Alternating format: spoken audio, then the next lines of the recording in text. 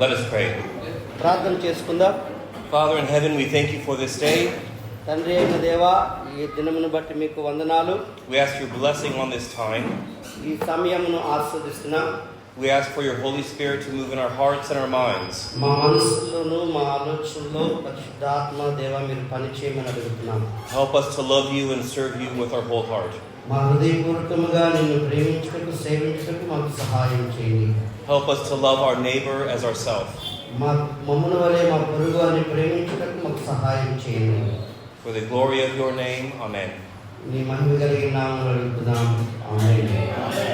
Okay, we're going to wrap up our study of Genesis 3. మనము మరలా దినదినం చదివినటువంటి ఆదికాండం 3వ అధ్యాయం మరలా దాన్ని మనం పునఃప్రారంభించుకుంటున్నాం. But this is not a sermon, this is a discussion. ఇది ఒక ప్రసంగం కాదు కానీ మనము కలిసి కూడి చర్చించుకోవటం. So before I get into the material, I want to hear from all of you 2 or 3 things that you learned yesterday that were interesting or surprising. నేను మరలా ఈ యొక్క అధ్యయనంలోనికి వెళ్ళే ముందుగా నిన్నటి దినము మనం ఏం నేర్చుకున్నామో నేర్చుకున్న వాటిలో మీకు ఆసక్తిగా లేకపోతే కొత్తగా లేకపోతే మిమ్మల్ని ఆకర్షించేటువంటి ఏదైనా ఒక 2-3 విషయాలు మీ నుండి వినాలని అనుకుంటున్నాను. This is a teacher's way of making sure that the students are listening. ఇది అంటే ఒక ఉపాధ్యాయుడు విద్యార్థి అర్థం చేసుకున్నాడా లేదని తిరిగి తీసుకునే ఫీడ్బ్యాక్ లాంటిది అనమాట. మీకు అర్థమైన విషయం ఆసక్తిగా అనిపించింది, అయితే కొత్తగా అనిపించింది, ప్రతి ఒక్క మీలో ఒక 2-3 విషయాలు చెప్తే ఆయన అధ్యయనాన్ని ప్రారంభిస్తారు.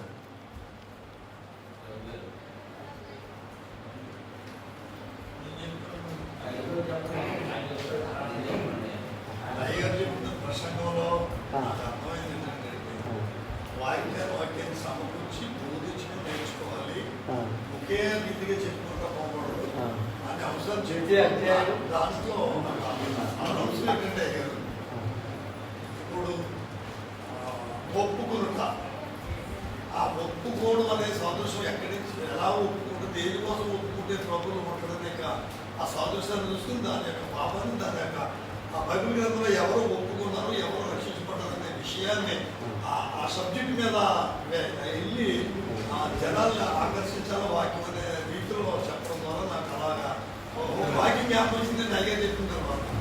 Yesterday after listening he came to one decision that preaching should not be as usual, but if, for example, if we take one topic, for example, it's a confess, how that word confess is expressed, how many people use that word confess in the Bible from Genesis to Revelation.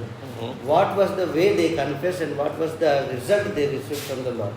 When we do a detailed study, we will get the exact understanding of the confession and we can give a better exposition sermon to the church. That's what is done. Excellent. Very good. Thank you.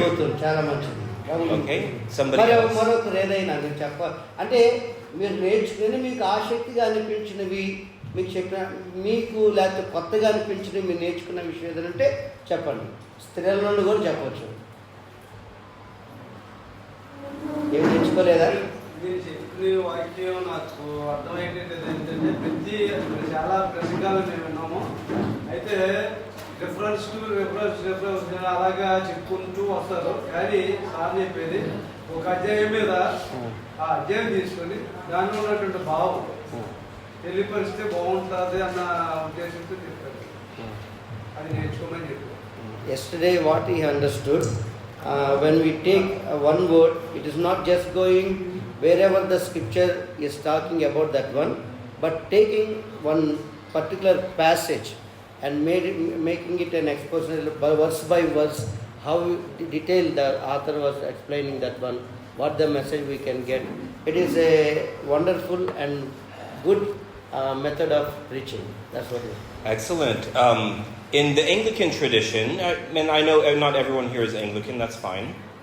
మరి పురాతన కాలంలో పూర్వకాలంలో వారికి ఉన్నటువంటి ఆచారం ఎలా ఉండేదంటే, and also in the Catholic tradition and the Martoma tradition, Marthoma Catholic churches లో వారికి ఉన్నటువంటి ఆచారం ఎలా ఉంటాయి అంటే, oftentimes there is a reading from the Old Testament from the Psalm from the gospel. వాళ్ళు పాత నిబంధన గ్రంథంలో ఒక లేఖన భాగం చదువుతారు, కీర్తన నుండి ఒక లేఖన భాగం చదువుతారు, తర్వాత సువార్త నుండి ఒక లేఖన భాగాన్ని చదువుతారు. And almost always there is some idea connecting these three readings. అయితే పాత నిబంధనలోను అంటే పాత నిబంధన ఆ ప్రవక్తులు లేక ధర్మశాస్త్రం నుండి, కీర్తన నుండి, సువార్త నుండి చదివిన 3 లేఖన భాగాల్లో కూడా ప్రతి వచనానికి ఒక వచనము ఎక్కడో ఒక చోట అది అనుసంధానించబడి ఉంటుంది. So maybe from Genesis is something about the flood. ఉదాహరణకి ఆదికాండములో జలప్రళయం గురించినటువంటి సంఘటన. But then from Romans is something about baptism. రోమిలకు రాసిన పత్రికలో లేకపోతే బాప్తిసం గురించినటువంటి విషయం. But then from the gospel maybe about the Great Commission. సువార్తల్లో యేసుక్రీస్తు వారు ఆరోహణమై వెళ్ళడానికి ముందు ఇచ్చినటువంటి ఆ గొప్ప ఆజ్ఞ అనగా మీరు సర్వలోకానికి వెళ్ళి సువార్తను ప్రకటించాలి. So then you have to ask, what is connecting these 3 passages? అయితే మీరు ఏమనుకోవాలంటే ఈ 3 లేఖనాలలో ఒక లేఖనానికి ఉన్నటువంటి సంబంధం ఏమిటి అనేటువంటిది మనం ప్రశ్నించుకోవాలి.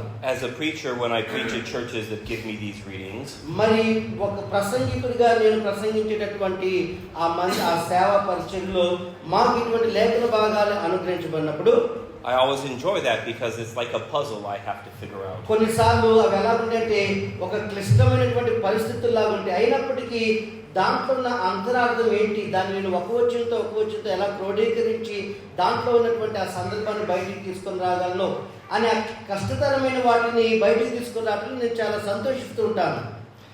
Okay, maybe one more example. మరొక ఉదాహరణ. And then we're going to finish Genesis 3. ఆ తర్వాత ఆదికాండం 3వ అధ్యాయం మనం ముగించుకుందాం. I always say this. I'd love to hear from the women if somebody feels like మరొక talking. ఉదాహరణ దయచేసి ఎవరైనా ఇప్పుడు ఇద్దరు సేవకులు చెప్పారు, స్త్రీలలో నేను సేవకురాలైనా కానీ నిన్న మీరు నేర్చుకున్నటువంటి విషయం ఏదైనా కొత్త విషయం లేకపోతే ఆసక్తిగా అనిపించింది లేకపోతే ఇది బాగుంది అని మీకు నచ్చినటువంటి విషయం ఏంటంటే 1-2 విషయాలు సేవకురాల నుండి కూడా చెప్పవచ్చు.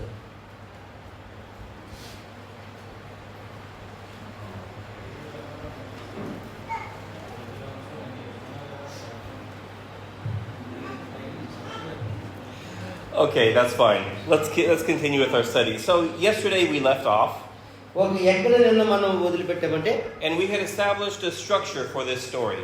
ఈ యొక్క కథకి ఒక నిర్మాణాత్మకమైనటువంటి దాన్ని మనం పోషించుకోవాలి. And if you memorize the structure, then telling the story is pretty easy. ఎప్పుడైతే ఒక కథని నిర్మాణాత్మకంగా మనం నిర్మించుకుంటామో అది మన యొక్క ఆలోచనలో ఎప్పుడూ జ్ఞాపకంగా ఉండిపోయింది. Because remember, these stories, for hundreds of years, people told them before anybody wrote it down. ఎందుకంటే బైబిల్ గ్రంథము అది గ్రంథస్థం చేయబడమంటే అది రాతపూర్వకముగా మనకి ఇవ్వబడటానికి మునుపు లేకపోతే ప్రవక్తలు రాయడానికి మునుపు కొన్ని వందల సంవత్సరాలు ఓరల్ ట్రెడిషన్ అంటే ఒక తరం నుండి మరొక తరానికి మాటపూర్వకముగానే అది బదిలీ చేయబడింది. And the beginning is in the garden, and then the woman, then the serpent. ఉదాహరణకి ప్రారంభంలో ఏదెను వనము, ఆ తర్వాత ఆదాము, అవ్వ, సర్పము, ఇలాగా వారికి మాట చేత ఈ విషయాలు బదిలీ చేయబడి తరం నుండి తరానికి. And then the woman, and then the man, and then you have the kind of center of the story. They realized they were naked. మరి ఆ తర్వాత పురుషుడు, స్త్రీ, ఆ తర్వాత కథలో కేంద్రం ఏంటంటే వీరిరువురు కూడా దిగంబరులని తమను తాము గుర్తించటం. And this is a play on words in Hebrew. మరి ఇవి హిబ్రూ గ్రంథంలో ఒక పాటలాగా వారికి అవి అందించబడినాయి. So the word for shrewd for the serpent is arum. మరి ఇక్కడ రాయబడినటువంటి హిబ్రూ పదము షూర్ అనేటటువంటి ఆ పదాన్ని మనం ఆలోచిస్తే, But the word for naked is arumim. ఉదాహరణకి ఆ దిగంబరత్వం అంటే Aronai. So they're not the same word, but they sound very similar. మరి ఈ రెండు చూడటానికి చాలా దగ్గర పదాలుగా కనబడతాయి, కానీ వాస్తవానికి అవి దగ్గర పదాలు కాదు, ఒకటే రకమైన పదాలు కాదు. So that's kind of one of the puzzles of the story. What does this whole nakedness signify? But we talked about that yesterday. మరి నిన్నదినము మనము చూసినట్లుగా ఈ యొక్క దిగంబరత్వం అంటే ఏమిటి, అసలు అది దేనికి సాదృశ్యంగా ఉంది అనే విషయాన్ని నిన్నదిన మనం కొన్ని విషయాలు గమనించాం. And then it goes back. God talks to the man, God talks to the woman, and then God curses the serpent. ఆ తర్వాత దేవుడు ఆదాముతో మాట్లాడాడు, తర్వాత అవ్వతో మాట్లాడాడు. సర్పం దగ్గరికి వచ్చేసరికి ఆ సర్పమును శపించాడు. And the book of Genesis in Hebrew is called Bereshit. మరి ఆదికాండంకి హీబ్రూలో ఉన్నటువంటి పదం ఏంటంటే బెరెషిత్. In Hebrew, the books were just named after the first words. They didn't have titles. మరి హిబ్రూ భాషలో ఈ మొట్టమొదట రాయబడినటువంటి పదమును బట్టి ఆ పుస్తకానికి ఆ గ్రంథానికి ఆ పేరు వచ్చింది. Those are the first words of Genesis, so that's why they called it Bereshit. మరి ఆదికాండం మొదటి అధ్యాయంలో ఆది యందు అనేటటువంటి ఆ మాటను బట్టి బెరెషిత్ అనేటటువంటి ఆ గ్రంథానికి కూడా పేరు పెట్టబడింది. The name of the book of Exodus is The Names. మరి ఎక్సోడస్ అనేటువంటి ఆ గ్రంథానికి ఆ పేరు ఏంటంటే నామములు లేకపోతే పేర్లు అని అర్థం. Because that's how the book starts. These are the names of the descendants. ఎందుకంటే పూర్వీకులు లేకపోతే పితరుల యొక్క పేరుతో అది ప్రారంభించబడింది కాబట్టి ఆ గ్రంథానికి ఆ పేరు వచ్చింది. The book of Numbers is called In the Wilderness. మరి నంబర్స్ అంటే సంఖ్యాకాలముల గురించి మనం చూసినప్పుడు అరణ్యములో అనేటటువంటి అర్థం ఇచ్చేటటువంటి మాటతో ఆ గ్రంథానికి పేరు పెట్టబడింది. And Deuteronomy is called The Words. మరి డ్యూటెరానమీ అంటే ద్వితీయోపదేశ కాండము అని అంటే వాక్యము అని అర్థం. I forgot Leviticus. Leviticus is called And He Said. Leviticus అంటే డిసెండెంట్స్. And He said. ఆయన చెప్పి ఉన్నాడు అని అర్థం ఇచ్చినటువంటి పదం దానికి సంబంధించినటువంటి పదాన్ని లెవిటికస్ లేవియా ఖండానికి పేరుగా పెట్టారు. So Genesis is a book of beginnings. కాబట్టి ఆదికాండం అంటే ప్రారంభములను గురించినటువంటి పుస్తకం. And right here we're reading about some of those beginnings.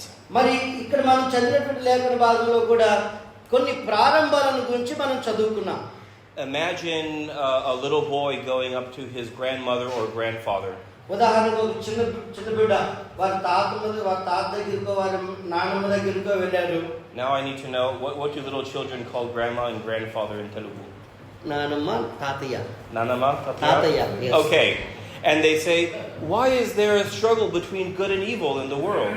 మరి ఈ చిన్న బిడ్డ వాళ్ళ నాన్నగారు వాళ్ళ నాన్నమ్మ దగ్గరికి తాతయ్య దగ్గరికి వెళ్ళి లోకంలో మంచి చెడులని ఎందుకున్నాయి అని అడిగారు అనుకోండి.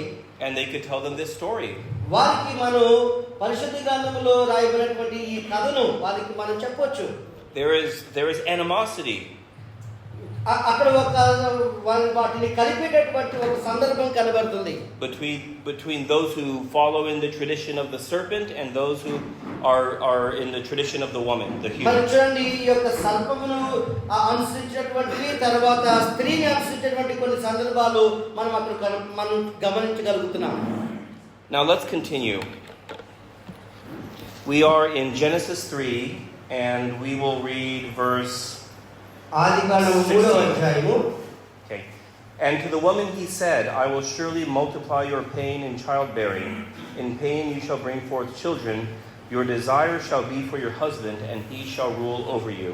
16వ వచనము ఆయన స్త్రీతో నీ ప్రయాసమును నీ గర్భవేదనను నేను మిక్కిలి హెచ్చించెదను.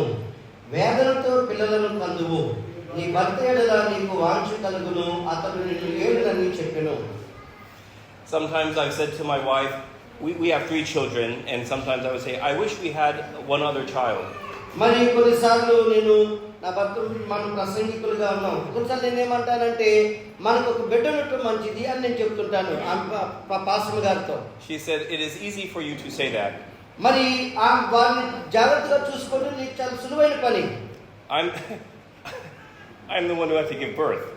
నేను జన్మనిచ్చేటటువంటి వ్యక్తిని కాదు. So what does this mean though? అయితే దీని అర్థం ఏమిటి? What does this signify? దీని యొక్క సాదృశ్యం ఏమిటి? Well, first of all, giving birth should be a time of great joy and happiness. మొట్టమొదటిగా ఒక బిడ్డకి జన్మనివ్వటం అనేటువంటిది అది ఎంతో సంతోషకరమైన ఆనందకరమైనటువంటి అనుభవం సమయం. And today, if everything is perfect, it still is. మరి ఈ రోజుకి అంతా పరిపూర్ణంగానే ఉంది, అలాగే కొనసాగుతుంది. The first blessing in the Bible is when God says to the animals, be fruitful and multiply. దేవుడు పరిశుద్ధ గ్రంథంలో ఇచ్చినటువంటి మొట్టమొదటి వాగ్దానము ఏమిటి అని అంటే మీరు ఫలించి అభివృద్ధి పొందండి అని చెప్పి ఆ పశువులతో వాటికి తెలియజేశాడు ఆయన. And we know that God's plan was for Adam and the woman to to have descendants, and the garden, the orchard, would get bigger and bigger. అంతేకాదు ఆదామవ్వల పట్ల దేవుని యొక్క ప్రణాళిక కూడా ఎలా ఉంది అంటే వారు తర్వాత తరాలను ఉత్పత్తి చేయటం ద్వారా ఈ ఏదేను యొక్క వనము అది విస్తరించి అభివృద్ధి పొందాలని దేవుడు కోరుకున్నాడు. Until the whole earth was part of that, was the garden. మరి ఈ ప్రపంచం అంతా కూడా ఏదేను వనము విస్తరించి అభివృద్ధి పొందటం దేవుడు అలా చూడాలని కోరుకున్నాడు. Later today we're going to study Revelation. తర్వాత మనము ప్రకటన గ్రంథాన్ని గురించి మనం చదువుకుంటాం. And we're going to see how John the elder understood that being accomplished. మరి ప్రకటన గ్రంథములో అపోస్తలుడైనటువంటి యోహాను ఆదికాండములో దేవుడు ప్రణాళిక ఉద్దేశించినటువంటి దానిని ఎలా ఆయన సంపూర్ణం చేశాడు అనేది యోహాను ఎలా అర్థం చేసుకున్నాడు అనే విషయాన్ని మనం తర్వాత గమనిద్దాం. So we see that the consequence of death is separations. మరి మరణం యొక్క దాని యొక్క ఫలాలను మనం చూసినట్లయితే దేవుని నుండి వేరు చేయబడటమే. There is a separation between those who follow good and those who follow evil. మరి మంచి చెడులను మరి ఎవరైతే మంచి చెడులను కలిగి ఉన్నారో వారి మధ్య ఒకరొకరు వేరైపోవటం మనం గమనిస్తున్నాం. And we miss this in Europe and the United States a lot. అయితే ఇటువంటిది యూరోప్, యునైటెడ్ స్టేట్స్ లో పాశ్చాత్య దేశాల్లో ఇది చాలా లోపించింది. But historically, and I don't know what it's like here, but historically giving birth to a baby could be very dangerous. కానీ చరిత్రపరంగా ఆలోచన చేసినట్లయితే ఒక బిడ్డకు జన్మనివ్వడం అనేటువంటిది ఎంతో ప్రమాదకరమైనటువంటి విషయమే. For example, my daughter Amelia was in my wife's womb. ఉదాహరణకి ఆమె కుమార్తె ఎమిలియా ఆమె తల్లి గర్భంలో ఉన్నప్పుడు and she went to see her doctor. ఆమె మరి డాక్టర్ గారిని చూడటానికి వెళ్ళింది ఆయన గారు. And her doctor said the baby has not turned over. అయితే ఆ బిడ్డ ఉండవలసినటువంటి సరైనటువంటి స్థితిలో బిడ్డ పొజిషన్ లో తన గర్భంలో ఉన్నటువంటి శిశువు లేదు అనే విషయాన్ని వైద్యులు ధృవీకరించారు. So she gave her some medication. ఆ తర్వాత వైద్యపరమైనటువంటి కొన్ని పనులు ఆమెకు ఇచ్చారు. To make the muscles in her womb loose. తర్వాత ఆమె పొట్టను వదులు చేయటం ద్వారా మరి ఆ బిడ్డ సరైనటువంటి పద్ధతిలోనికి మరలా తిరగటానికి లోపల గర్భశిశువు సరైన పద్ధతిలో తిరగటానికి వారు ప్రయత్నం చేశారు. And then with her hands outside the body she turned the baby over. మరి తర్వాత వారు బయట నుండి పట్టుకొని ఆ గర్భాన్ని పట్టుకొని వారు ఆ లోపల ఉన్నటువంటి ఆ పిండాన్ని తిప్పుతూ సరైనటువంటి పొజిషన్ లో తీసుకొచ్చి పెట్టారు. My wife said it is the strangest feeling she's ever had in her life. తర్వాత ఆయన భార్య ఏమని చెప్పిందంటే నా జీవితంలో ఇప్పటివరకు నేను అనుభవించినటువంటి అనుభవాలన్నింటిలో కూడా ఇది పూర్తిగా వ్యత్యాసమైనటువంటిది, ప్రత్యేకమైనది అని చెప్పింది. What's my point? ఎందుకు నేను ఈ విషయాన్ని చెప్తున్నాను? Today, because we have the training and the technology and the medication, it was solved. కానీ ఈరోజు మనకు ఎంతో అభివృద్ధి పొందినటువంటి అధునాతనమైనటువంటి మరి మెడికల్ ఫెసిలిటీస్ మనకు ఉన్నాయి కాబట్టి ఇప్పుడు అంతా కూడా సులువుగానే ఉంది. But even 100 years ago, 50 years ago in the United States, maybe not. అయితే ఒక 50-100 సంవత్సరాల క్రితం అమెరికా దేశంలో చూసినట్లయితే ఇటువంటి సులువైనటువంటి పద్ధతులు లేవు. So the blessing of fertility is also dangerous now. అయితే ఈ పునరుత్పత్తి అనేటటువంటి యొక్క ఆశీర్వాదము కూడా అది ప్రమాదకరంగానే కనబడుతుంది. And then we find another separation, the separation between the man and the woman. ఆ తర్వాత మరొక వేరుబాటును మనం చూస్తే ఏంటంటే పురుషుడు స్త్రీ మధ్య ఒక వేరుబాటుతనం అనేటువంటిది వచ్చింది. In America and Europe, this is one of the most controversial verses in the entire Bible. America దేశంలో ప్రస్తుతము మరి బైబిల్ అంతట్లో కూడా ఉన్నటువంటి ఒక కష్టతరమైనటువంటి లేకపోతే వ్యతిరేకతను ఎదుర్కొన్నటువంటి లేఖన భాగం ఏదైనా ఉందంటే ఈ వచనమే. Your desire will be for your husband, నీ భర్త పట్ల నీకు వాంఛ కలుగుతుంది, but he will rule over you. అతడు నిన్ను ఏలుబడి చేస్తాడు, అతడు నిన్ను ఏలుతాడు అనేటువంటి ఈ మాట. Something that was beautiful and healthy in the relation of the man and the woman has been compromised. చూడండి, ఒక ఆరోగ్యకరమైన భార్య భర్తల మధ్య లేదా పురుషుడు స్త్రీ మధ్య ఒక ఆరోగ్యకరమైనటువంటి సంబంధ బాంధవ్యాలు ఇక్కడ ప్రమాదంలో పడుతున్నాయి. Now remember, all of this study that we're doing came from one question I asked. మరి ఇవన్నీ కూడా ఉద్భవించినటువంటి ఒక ప్రశ్నను బట్టి మనము దీనిని అధ్యయనం చేస్తున్నాం. What is salvation? ఉదాహరణ అదేంటంటే రక్షణ అంటే ఏమిటి? What do we need to be saved from? మనం దేని నుండి రక్షించబడాలి? Well, we learned that we need to be saved from the powers of those who follow the serpent. ఎవరైతే పడద్రోయబడిన అపవాదిని వెంబడిస్తూ ఉన్నారో వారి నుండి మనం విడిపించబడటమే. We need to be saved from covetousness and looking at things the wrong way. లేకపోతే ఒక వ్యక్తిని చూచి లేకపోతే మనది కాని దానిని చూచి మనం ఆశించి దాని విషయంలో మన హృదయంలో పాపం పెంచుకోకుండా ఉండటం. We need to be saved from those who would deceive us. మనల్ని ఎవరైతే మోసం చేస్తున్నారో వారి నుండి మనము తప్పించబడాలి, రక్షించబడాలి. Whether that is a serpent who deceives us, ఆ సర్పము వారిని మోసం చేసింది, or sometimes we deceive ourselves like Adam. కొన్నిసార్లు ఆదాములాగా మనల్ని మనం మోసం చేసుకుంటున్నాం. So far we need to be saved from a lot of things. ఇప్పుడు వరకు చాలా విషయాలలో మనం కాపాడుకున్నాం, భద్రపరుచుకున్నాం. And this is one of the beautiful things about the Christian religion. ఇది క్రైస్తవ మతంలో ఉన్నటువంటి మరొక అద్భుతమైనటువంటి విషయం. That God desires to save marriages. దేవుడు వివాహ వ్యవస్థలు అంటే వివాహ బంధాలను ఆయన కాపాడటానికి అంటే భద్రపరచడానికి దేవుడు ఎంతో ఇష్టం కలిగి ఉన్నాడు. The cancer of death has infected the relationship between man and woman. మరి ఆదాము హవ్వలు ఎలాగైతే వారి యొక్క వివాహ వ్యవస్థ అయితే బంధం అనేటువంటిది విచ్ఛిన్నమైపోయిందో. What is one of the main images that Jesus used to talk about the church? యేసుక్రీస్తు వారు సంఘాన్ని ఉద్దేశించి ఆయన చెప్పటానికి ఆయన సరిపోల్చినటువంటి ఒక గొప్ప ఉదాహరణ ఏమిటి చెప్పండి? He uses this in many of his parables also, this occasion. ఆయన ఈ పరలోక రాజ్యం లేకపోతే సంఘానికి ఆయనకున్నటువంటి ఆ సంబంధాన్ని చెప్పటానికి ఉపమానాల్లో కూడా ఎన్నోసార్లు ఈ ఉదాహరణను ఉదహరించాడు. We will see in Revelation. ప్రకటన గ్రంథంలో కూడా మనం చూస్తే braid. Yeah, the bride and the groom. పెళ్లి కుమారుడు పెళ్లి కుమార్తె. Have you ever thought how strange that is, considering he never got married? Have you ever thought how strange that is, considering that Jesus never got married? యేసుక్రీస్తు వారికి వివాహం అవ్వలేదు కదా. అటువంటి వ్యక్తి ఒక వివాహాన్ని గురించి వివాహ సంబంధం ఎలా ఉంటుందో సంఘానికి ప్రభువుకి అలాంటిది ఉండటం మీకు ఎప్పుడు అదొక కొత్తగా అనిపించలేదా? Throughout most of Christian tradition, what is the main gospel reading that is done at a wedding? మరి ఇప్పటికే జరిగిపోయినటువంటి ప్రాముఖ్యమైనటువంటి సువార్తను గూర్చినటువంటి లేఖన భాగం ఏమిటి? The wedding at Cana of Galilee. మనం చూస్తున్నాం యోహాను సువార్త 2వ అధ్యాయము కానాలో జరిగినటువంటి వివాహము. Why? ఎందుకని? Why did he choose a wedding to do his first miracle? యేసుక్రీస్తు తన మొదటి అద్భుతాన్ని చేయడానికి కానాలో జరిగినటువంటి ఆ వివాహాన్ని ఎందుకు ఎన్నుకున్నాడు ఆయన? Mary knew that he was a very special, unique child or son.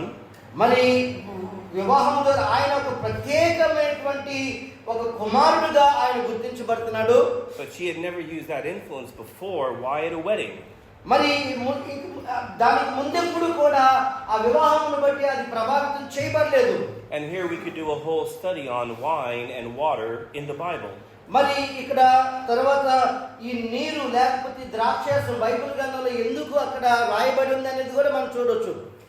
Water points to purification from impurity, so you can go to the temple. ఉదాహరణకి మనం పాత నిబంధన గ్రంథ మందిరంలో కూడా చూసినప్పుడు నీరు అనేటువంటిది ఎప్పుడు మనల్ని శుద్ధీకరించేటటువంటి ఒక వస్తువుగా అది కనపడుతుంది. Water speaks of a person who's concerned that he's not good enough to approach God. మరి అంతేకాదు నీరు అనేటువంటిది ఒక వ్యక్తి దేవుని యొద్దకు రావడానికి అతను యోగ్యత లేదు, అతను శుద్ధీకరించబడాలి అనే విషయాన్ని కూడా అతనికి తెలియజేస్తుంది. Wine speaks to us of celebration. అయితే ఈ యొక్క ద్రాక్షరసం అనేటువంటిది మనం జరుపుకునే సంతోషకరమైన ఒక పండగ వాతావరణాన్ని సూచిస్తుంది. Of a time of joy and plenty. లేకపోతే మనకు సమృద్ధి లేక సంతోషం కలిగినప్పుడు మనం ఎలా ఉంటాం? So all of this to say that this question of marriage is extremely important. కాబట్టి ఈ ప్రశ్నలన్నీ కూడా వివాహము అనేటువంటిది ఎంత ప్రాముఖ్యమైనదో మనకు అర్థమవుతుంది. In the Bible, marriage is a covenant. Bible గ్రంథములో వివాహం అనేటువంటిది ఒక నిబంధన. It is not simply a legal contract. అది ఏదో చట్టబద్ధమైనటువంటి అంగీకారము కాదు. And that's what it is in Islam, for example. అయితే ఉదాహరణకి మనము ఇస్లాం మతాన్ని చూసినట్లయితే అది ఒక చట్టబద్ధమైనటువంటి అంగీకారం అంతే. I don't know what Hindus believe about marriage, though. మరి భారతదేశంలో ఉన్నటువంటి హిందువులు వివాహాన్ని ఎలా చూస్తున్నారో నాకైతే తెలీదు. When the Christian church celebrates a wedding, అయితే క్రైస్తవ సంఘము ఒక వివాహమును పండగగా జరుపుకోవటం, the ministers of the sacrament అక్కడ ఆ కార్యక్రమాలన్నీ జరిపించేటటువంటి సేవకుడు are the man and the woman. తర్వాత ఆ పురుషుడు స్త్రీ. If you have a pastor or bishop there, they are not the minister. ఒకవేళ అక్కడ పాస్టర్ గారు బిషప్ గారు ఉన్నటువంటి వాళ్ళు ఆ పరిచయం చేసే వాళ్ళు కాదు. They represent the church. వాళ్ళు సంఘానికి ప్రతినిధులుగా కనబడతారు. They will proclaim a blessing on the union. అంతేకాదు ఈ జతపరచబడబోయే మీద వారు ఆశీర్వాదాన్ని ప్రకటిస్తారు. They can in the sermon give them words of encouragement or instruction. అంతేకాదు వివాహంలో వారు ఎలా ఉండాలని ఒక సూచనలు ప్రోత్సాహకరమైన మాటలు వారికి అందించగలుగుతారు.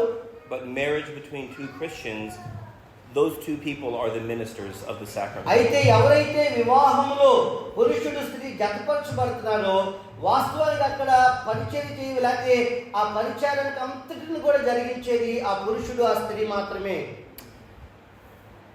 Your desire will be for him, but he will rule over you. There is a power problem. మరి చూడండి, ఇక్కడ మనం చదివిన 16వ వచనంలో పురుషుడి పట్ల ఆ అవ్వకి కోరిక లేకపోతే వాంఛ కలుగుతుందని, ఆదాము ఆమెను ఏలుబడి చేస్తాడు, అంటే ఒక అధికారాన్ని చూపిస్తాడు అనే విషయం ఇక్కడ రాయబడి ఉంది. We read many examples of marriages in the Bible that did not work out well. మరి చాలా వివాహం సందర్భాలను గురించి పరిశుద్ధ గ్రంథంలో మనం చదువుతాం. But the testimony of a Christian household is one of the most powerful things in the world. అయితే భూమి మీద క్రైస్తవ కుటుంబాల నుండి వస్తున్నటువంటి సాక్ష్యము చాలా చాలా ప్రభావితమైనటువంటిది. We have many secular friends in Madrid, very young people. మరి యవనస్తులకి బయట లోకంలో చాలా మంది లోకానుసారమైన స్నేహితులు వాళ్ళు కొన్ని ఉండొచ్చు. And they come to our home and we just usually eat food or play some games, board games. మరి అయితే మనం ఇంటికి వచ్చినప్పుడు అక్కడ పిల్లలతోనూ వారితో ఏదో సరదాగా మనం సమయాన్ని గడుపుతాం. And they say, I'm not a Christian, but there's something different about your home. కానీ వారు మన ఇంటికి వచ్చినప్పుడు వారు నేను క్రైస్తవుని కాదు, కానీ ఒక క్రైస్తవ కుటుంబంగా మీ ఇంట్లో నేను ఎక్కడా చూడని ఒక వ్యత్యాసాన్ని చూస్తున్నానని వాళ్ళు చెప్పగలుగుతారు. So, as we ask the question, salvation from what? This is one part of the answer. కాబట్టి నేను మిమ్మల్ని అడిగే ప్రశ్న ఏంటంటే రక్షణ అంటే ఏంటి? అది దేని నుండి మనం రక్షించబడాలి? But I hope that you see that we need salvation from a lot of different things. కానీ రక్షణ అంటే మనం అనుకున్నంటే చాలా చాలా ఇతర విషయాల గురించి మనము ఆలోచన చేస్తూ ఉంటాం. The fact that the man rules over the woman, clearly this was not the intention of God. మనుషుని వాస్తవానికి పురుషుడు స్త్రీని ఏలుబడి చేయటం అనేటువంటిది అది దేవుని దగ్గర నుండి అసలు వాస్తవంగా కలిగినటువంటిది కాదు. It appears that the intention was that they would work together. మరి ఆయన ఉద్దేశం ఏమిటంటే దాంట్లో వారిరువురు కలిసి పని చేయాలి అనేటటువంటిది దేవుని ఉద్దేశం. They have different roles in the family, of course. అయితే కుటుంబంలో ప్రతి వారిరువురు కూడా వేరు వేరు బాధ్యతలు ఉంటాయి, వారు నిర్వర్తించాల్సినటువంటి పనులు ఉంటాయి. But it is not about one person dominating the other person. అయితే దాని అర్థము ఒక వ్యక్తి మరొక వ్యక్తి మీద అధికారము జులుము చూపించడం దాని ఉద్దేశం కాదు. I have no idea what Christians in India think about marriage. ఒకవేళ భారతదేశంలో క్రైస్తవ వివాహాలు అయితే క్రైస్తవ కుటుంబాలు ఎలా ఉంటాయి అనేటువంటిది నాకైతే తెలియదు. Maybe you listen to this and say, we all know this. ఒకవేళ మీరు వింటున్నప్పుడు మీరు అనుకోవచ్చు ఇవన్నీ మాకు తెలుసులే అని అనుకుంటారేమో. Maybe you listen to this and think, this does not work in India. లేకపోతే మీరు వింటున్నప్పుడు మీరు చెప్పే విషయాలు భారతదేశంలో వర్తించు అని కూడా అనుకోవచ్చు. Let's continue. కొనసాగిద్దాం. Verse 17 through 19. Who would like to read 17 through 19? 17 నుండి 19 వచనాలు. ఆయన ఆదాముతో నీవు ఈ భార్య మాట విని తినవద్దని నేను నీకు ఆజ్ఞాపించిన వృక్ష ఫలములు తింటివి గనుక నీ నిమిత్తము నేల శపింపబడి ఉన్నది. ప్రయాసముతోనే నీవు బ్రతుకు దినములన్నీయు దాని పంట తిందువు. అది ముళ్ళ తుప్పలను గచ్చ పొదలను నీకు మొలిపించును. పొలములోని పంట తిందువు. నీవు నేలకు తిరిగి చేరు వరకు నీ ముఖపు చెమట కార్చి ఆహారం తిందువు. ఎలయనగా నేల నుండి నీవు తీయబడితివి, నీవు మన్నే కనుక తిరిగి మన్నైపోదు అని చెప్పెను. So this is by far the longest of the three curses.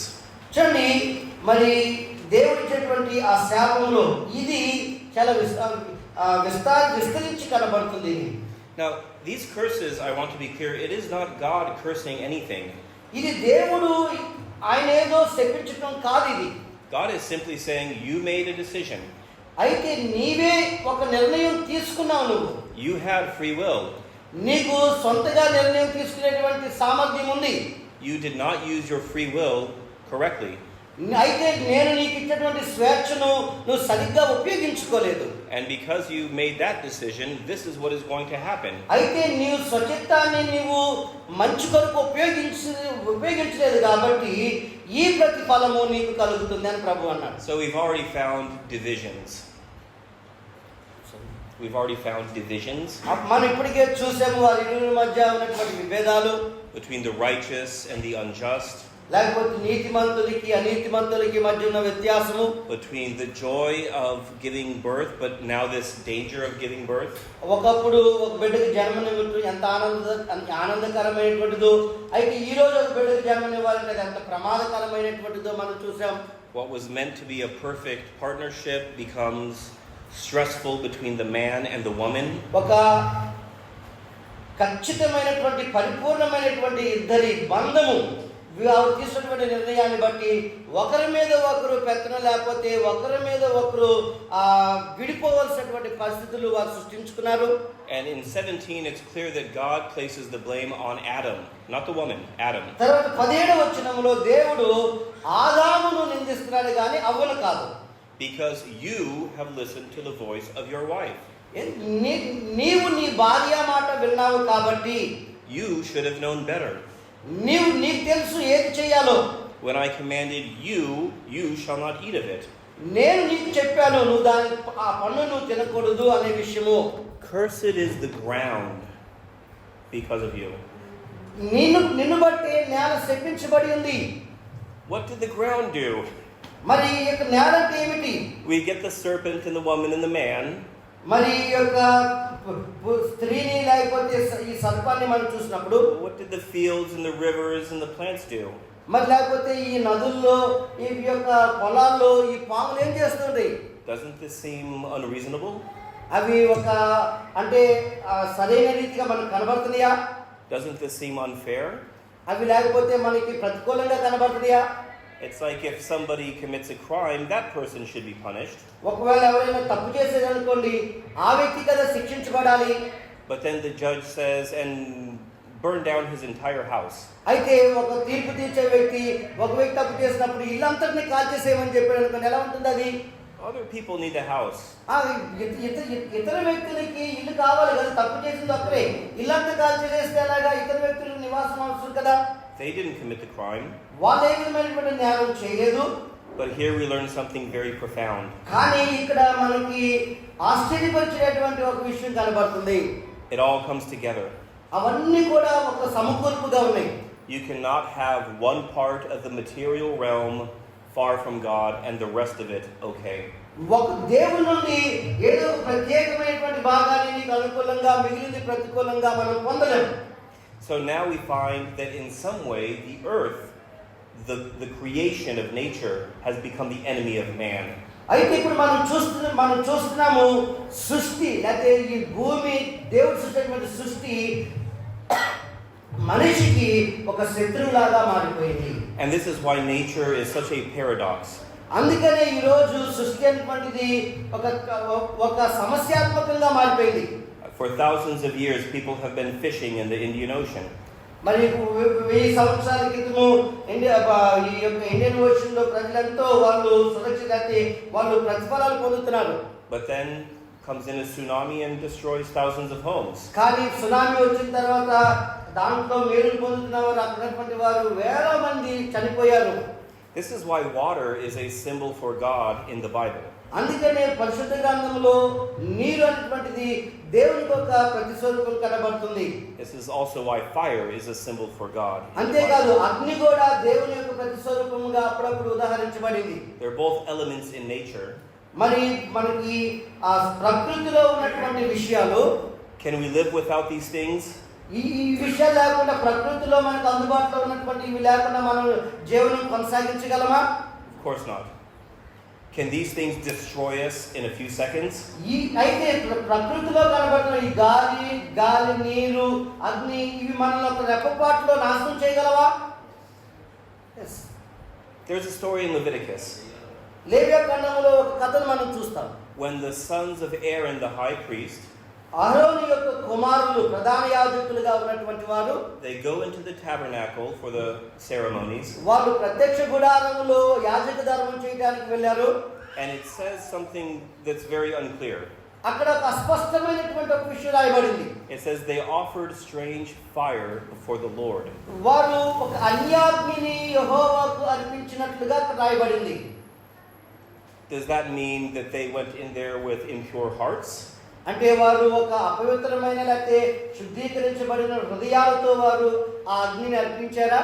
Does this mean that they had an important ceremony but they didn't take it seriously? లేకపోతే వాళ్ళు అక్కడ యాజక ధర్మంలో చేయవలసిన ఏయో కొన్ని కార్యక్రమాలు దేవుని పట్ల తీవ్రమైనటువంటి వాంఛతో వారు చేయకుండా నిర్లక్ష్యం చేశారా?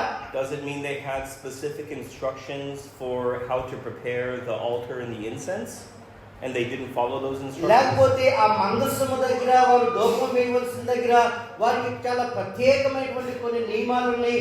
ఆ నియమాలు తెలిసి కూడా వాళ్ళు ఉల్లంఘించారు అని మనం చెప్పగలమా? We don't know. మనకు తెలియదు ఆ విషయం. And remember what I said yesterday. నేను ఇద్దరు ఏం చెప్పానో జ్ఞాపకం చేసుకోండి. If the author doesn't tell us, ఒకవేళ బైబిల్ రాసినటువంటి రచయిత దానిని మనకు తెలియచేయకపోతే it's not important for us to know. అది మనం తెలుసుకోవడానికి అంత ప్రాముఖ్యమైనది కాదు అనే పరిశుద్ధాత్మ దేవుడు దాన్ని బయటపరచలేదు. But there was something flawed in the way that they went into the tabernacle. అయితే వారు ఆ యొక్క ప్రత్యక్ష గుడారంలోనికి వెళ్ళినటువంటి విధానమైనటువంటిది సరిగ్గా లేదు. And what happened? Who can tell me how the story ends? ఆ తర్వాత ఏమైందో మీకు తెలుసుండొచ్చు, మీరు చెప్పండి. Fire came from the Lord, then they got right. Yeah, the fire came out from under the altar and consumed them. ఆ మందస్సు లేకపోతే ఆ బలిపీఠం నుండి అగ్ని వచ్చి వారిని దహించి వేసింది.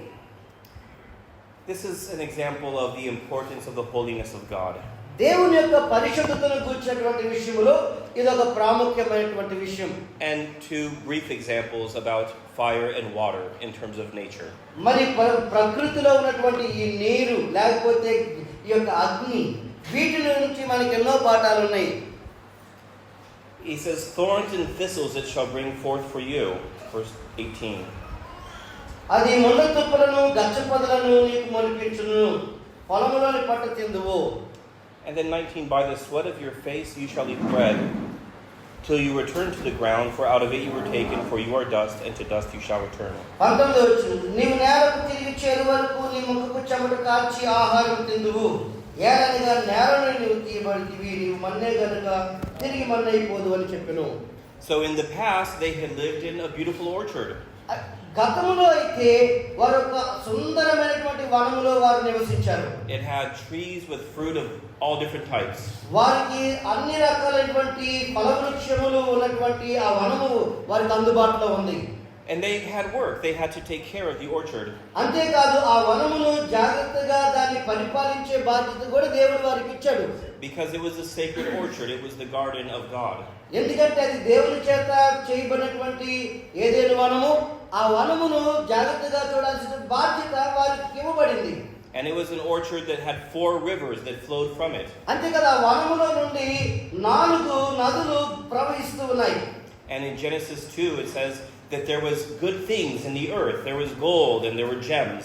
అంతేకాదు ఆ నది ప్రవహిస్తున్నటువంటి ఆ స్థలాన్ని గురించి చాలా మంచి విషయాలు రాయబడి ఏంటంటే అక్కడ బంగారము ఇంకా వెలగలిగినటువంటి వస్తువులు వాటిలో దాచబడి ఉన్నాయి అని చెప్పబడింది. But now the relationship between the man and the earth is broken. అంతేకాదు మనిషికి భూమికి ఉన్నటువంటి వారి మధ్య ఉన్నటువంటి సంబంధం కూడా తెగిపోయింది. I'm not good at gardening. I'm not good at gardening. మరి ఒక వనాన్ని శుభ్రంగా ఎలా చేయాలో వనమాలిగా ఆయన ఉంటే ఆయనకి తెలియదు. And I've never had to take care of a crop to feed my family. లేకపోతే ఆయన కుటుంబం కానీ ఒక పొలంలో ఉండటం వాటిని ఎలా జాగ్రత్తగా చూసుకోవాలనే విషయాలు వాళ్ళకి తెలియదు. But even in the United States, at our little house, pulling weeds was a lot of work. ఒకవేళ అమెరికా దేశంలో వారికి ఉన్నటువంటి చిన్న ఇంట్లో ఆ మొలిసేటటువంటి ఆ చిన్న చిన్న గచ్చ ఆ పొదలు అవి ఉంటాయి కదండి, వాటిని పెరిగి వేయటం కూడా వారికి చాలా కష్టమైన పని అది. And so we read, by the sweat of your face you shall eat bread. మరి నీవు నేలకు తిరిగి చేరు వరకు నీ ముఖము చెమటను నువ్వు కాచి ఆహారం సమకూర్చుకుంటావని రాయబడింది. So the original intention of God was that the work of the humans would be their ministry. మరి దేవుని యొక్క ఉద్దేశము ఏమిటి అంటే మనము కష్టపడి పని చేయటమే మనం చేయగలిగినటువంటి పరిచర్య. But that original purpose is gone. అయితే ఆ దేవునికి ఉన్నటువంటి ఆ అసలైన ఉద్దేశమైనటువంటిది మనిషి తిరుగుబాటును బట్టి పోయింది. And you will return to the ground. That means that the human is going to die, and they will bury him in the ground. And what happens to the body? It turns to dirt. నువ్వు తిరిగి మన్నైపోదువు అంటే మనిషి మట్టిని తీయబడ్డాడు కాబట్టి తిరిగి చనిపోతాడు అనే విషయం దేవుడు తెలియజేస్తున్నాడు. And here we find an answer to a question that we asked yesterday. నిన్న ఒక ప్రశ్న మనం అడిగాము, దానికి జవాబు కూడా ఇక్కడ దొరుకుతుంది. God had said, the day that you eat of it, you shall surely die. నువ్వు ఆ తిరిగినమున నిశ్చయముగా నువ్వు చనిపోతావని దేవుడు చెప్పాడు. And they died spiritually. వారు ఆత్మీయంగా వెంటనే చనిపోయారు. And they died in their relationship with the man and the woman between them. వారు ఒకరికొకరు సంబంధాల్లో విడిపోవడం ద్వారా వారు చనిపోయారు. And the peaceful, beautiful relationship they had with nature, that also died. మరి అందమైనటువంటి ప్రకృతితో వారికి ఎటువంటి సంబంధం ఉందో ప్రకృతి కూడా వారికి విభేదించింది. ప్రకృతి విషయంలో కూడా వారు వేరైపోయారంటే చనిపోయారు. And now God says, yes, and someday your body is physically going to die, and it's going to just turn back into dirt, carbon. అతను దేవుడు అన్నాడు కదా, ఇదిగో నువ్వు మన్ను నుండి తీయబడ్డా కాబట్టి ఏదో ఒక రోజున తిరిగి నువ్వు చనిపోయి మన్ను అయిపోతావు, ఎందుకంటే నువ్వు మన్ను నుండే నువ్వు ఉద్భవించావు అన్నాడు దేవుడు. Okay, wow, verse 20, we meet a woman. She has not been given a name yet. Now she's given a name. అయితే ఇప్పుడు 20వ వచనం మనం చూస్తే ఆదాము తన భార్యకు హవ్వ అని పేరు పెట్టెను. Now she is named. ఇప్పుడు ఆమెకు పేరు ఇవ్వబడింది. You name something because you have power over it. నువ్వు ఎందుకు ఒక దానికి పేరు పెడుతున్నావంటే దాని మీద నీకు అధికారం ఉంది కాబట్టి. When Jesus changes the names of the disciples, he's saying, this is my disciple, I have authority over him. యేసుక్రీస్తు వారి శిష్యుల పేర్లను మార్చినప్పుడు ఆయన ఏమనంటే మీరు నా శిష్యులు కాబట్టి నీ మీద నాకు అధికారం ఉంది అని వారి పేరు మార్చాడు ఆయన. And we have many examples of names. మరి పేర్లను గురించినటువంటి అనేక ఉదాహరణలు బైబిల్ గ్రంథంలో మనకున్నాయి. One of my favorite stories is about John the Baptist. నాకు చాలా ఇష్టమైనటువంటి లేఖన భాగం ఏంటంటే బాప్తిస్మం ఇచ్చే యోహాను గురించినటువంటిది. His father Zechariah represents the old covenant. ఆయన తండ్రి అయినటువంటి జకరియా పాత నిబంధనకి సూచనగా కనబడుతున్నాడు. And then he's going to have a miracle like that of Abraham. Abraham లాంటి ఒక అద్భుతాన్ని ఆయన చూడబోతున్నాడు. We read this story and we think, yes, we know this story. మనకి ఈ యొక్క కథ అనేది మనకి బాగా తెలిసినటువంటి విషయమే. Abraham and Sarah, Elkanah and Hannah. Abraham, Sarah, Elkanah, Hannah. A woman who is old or sterile, she gives birth. ఒక వృద్ధురాలైనటువంటి స్త్రీ ఒక బిడ్డకు జన్మనివ్వటము. This signifies for us the end of the old covenant. ఇవి దేనికి సాదృశ్యంగా కనబడుతుందంటే పాత నిబంధనకి ముగింపు అనేటటువంటి ఒక సూచనగా అది కనబడుతుంది. And the angel says, you're going to name him Yahunatan, John. మరి దేవదూత జకరియా కనబడి ఏమంటుందంటే నీవు అతనికి యోహాను అని పేరు పెడతావు అనే విషయం చెప్తున్నాడు. Which means the gift of God. అనగా దేవుని వరము. యోహాను అంటే దేవుని వరము లేదా దేవుని బహుమానము అని అర్థం. But he says, this is not a family name. ఇది మరి మా కుటుంబం పేరు కాదు ఇది. And then he goes mute. ఆ తర్వాత అతడు మోగవాడైపోయాడు. That's a good example of the power of naming. మరి ఒక వ్యక్తి ఒక దానికి పేరు పెడతాడంటే దాని మీద అతడు ఎటువంటి అధికారాన్ని కలిగి ఉన్నాడు అని అనడానికి ఇది ఒక చక్కటి ఉదాహరణ. And the man called his wife's name Eve, Hava. ఆ తర్వాత మనుషుడు ఆమె అనగా స్త్రీకి హవ్వ అనేటటువంటి పేరును పెట్టాడు. Verse 21, and the Lord God made for Adam and for his wife garments of skins and clothed them. దేవుడైన యెహోవా ఆదామునకు అతని భార్యకు చర్మపు చొక్కాయలను చేయించి వారికి తొడిగించును. I said Genesis is a book of beginnings, or the first time that we see things. ఆదికాండం అంటే ప్రారంభం, అంటే ప్రతిదీ ఎలా ప్రారంభించబడిందో ఆ యొక్క విషయాలు రాయబడినటువంటి గ్రంథము ఆదికాండము. And this appears to be the first time that any animal is killed.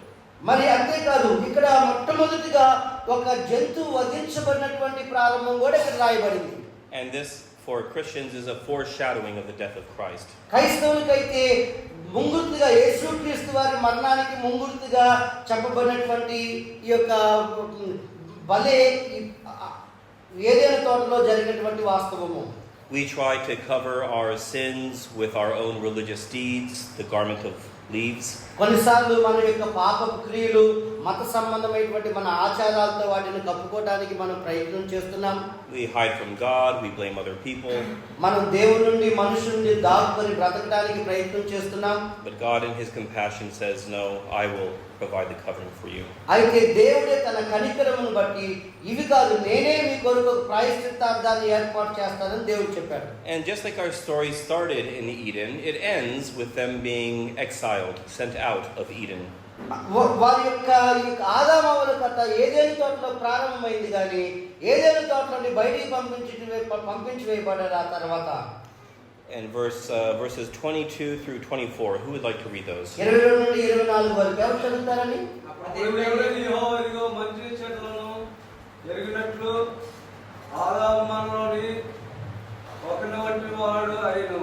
కాబట్టి అతడు ఒకవేళ తన చెయ్యి చాచి దేవ వృక్ష ఫలమును కూడా తీసుకొని ఇది నిరంతరము జీవించినేమో అని దేవుడని యెహోవా అతడు ఏ నేల నుండి తీయబడును దాన్ని వ్యర్థపరచుటకు ఏదోని తోటలో నుండి తీయబడును, దాన్ని పెంచుపరచుటకు ఏదోని తోటలో నుండి అతను పంపివేసు. అప్పుడు ఆయన ఆదాము వెలగొట్టు ఏదోని తోటకు తూర్పు దిక్కిన కేవులను జీవవృక్షమునకు పో మార్గము కాచుటకు ఇటు అటు తిరుగుచున్న ఖడ్గజ్వాలమును నిలబెట్టెను. Amen.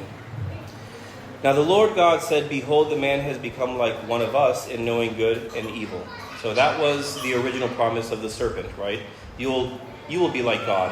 మరి ఇక్కడ దేవుడు అన్నాడు కదా, ఆదాము మంచి చెడ్డలను ఎరిగినట్లు మనలో ఒకని వంటి వాడాయను. అంటే సర్పము ఏదైతే ఆ అవ్వకి ఇలా తెలియజేసిందో అది ఇక్కడ నెరవేర్చబడటం మనం చూస్తున్నాం. Now lest he reach out his hand and take also of the tree of life and eat and live forever. ఒకవేళ వారు చేయి చాపి జీవవృక్ష ఫలాన్ని తిని నిరంతరము జీవిస్తారేమో. He exiled them from Eden. కాబట్టి ఆయన వారిని ఏదైనా తోట నుండి బయటికి పంపించేశాడు. And then he put the cherubim with the flaming sword. తర్వాత అక్కడ అడుగుతున్నటువంటి ఖడ్గజ్వాలను కెరూబులను ఆయన అక్కడ ఉంచాడు. And he sent them to the east of Eden. ఆ తర్వాత వారిని ఏదెనుకు తూర్పు దిక్కుగా వారిని పంపించి వేశాడు. Now God is going to relocate his heavenly court a couple of times. తర్వాత దేవుడు ఈ యొక్క పరలోక సంబంధమైనటువంటి సమూహమును లేకపోతే పరలోక సంబంధమైనటువంటి ఆ స్థలాలను మరలా దేవుడు తిరిగి పునర్నిర్మించడానికి ఆయన ఆశపడుతున్నాడు. And sometimes it's in a garden or orchard like Eden.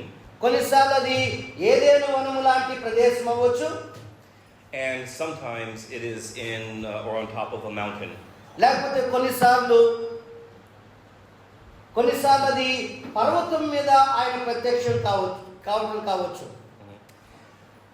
So we know later on Cain and Abel, they would bring offerings to Yahweh at the gate of Eden. తర్వాత కయీను హేబేలు వారు దేవునికి అర్పణలు తీసుకొని వచ్చారు. But it's impossible for humans to live forever. They cannot have access to the tree of life. అయితే మరి మనుషులు జీవవృక్ష ఫలాన్ని తిని నిరంతరం జీవించడం అనేటువంటిది వారికి కష్టతరమైనటువంటి విషయము. They have renounced the ministry that God had given them. వారికి దేవుడు ఏ పరిచర్య అయితే ఇచ్చారో వారు దానిని తృణీకరించారు, దానిని కొనసాగించలేకపోయారు. And this leaves us with an interesting question of what happens later. ఆ తర్వాత ఏం జరిగింది అనేటటువంటి ప్రశ్నలు చాలా ఆసక్తికరమైనటువంటివి. Well, we're not going to do a study of Genesis 4 today. అయితే ఈ రోజు మనం ఆదికాండం 4వ అధ్యాయాన్ని మనం ధ్యానం చేయబోవటం లేదు కానీ, But I want to go to another passage in the Bible that talks about the heavenly garden.